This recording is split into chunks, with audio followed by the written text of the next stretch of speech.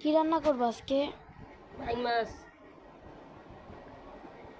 অনেকদিন পরে বাইক মাছ আছে। এগুলো কি ঘষতেছো? এটির দাম অনেক বেশি দেখি তোমার আব্বু আনে না, বুঝছো। আজকে অনেক ওই বলে আনাইছি, আর পাওয়া যায় না অতটা। রোজার মধ্যে এই মাছটা খুবই কম পাইছি। রান্না বসাই দিছ আম্মু? মাছ এখানে কি মাছ ভাজা রাখছো? না, তাহলে কি মাছ রান্না করবা? বাইক মাছ।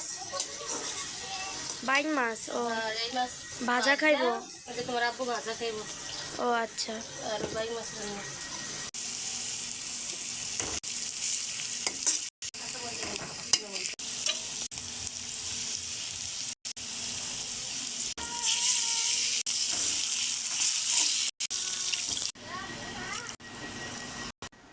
এগুলো কি মাছ আম্মু ধুয়ে কাটতেছো? দুই আনছি এখন। এই যে পিস করতেছো?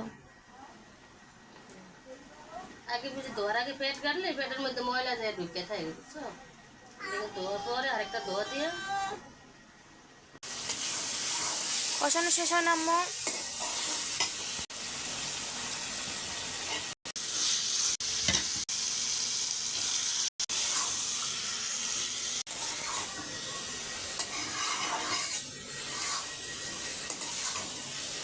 রসুন দিয়ে আস্তে আস্তে দিয়েছি।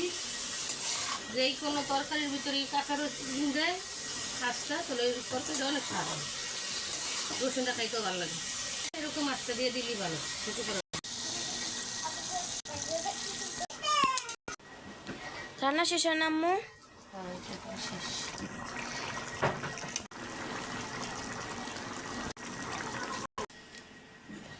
শেষ না? কালারটা মাশাআল্লাহ অনেক সুন্দর আসছে।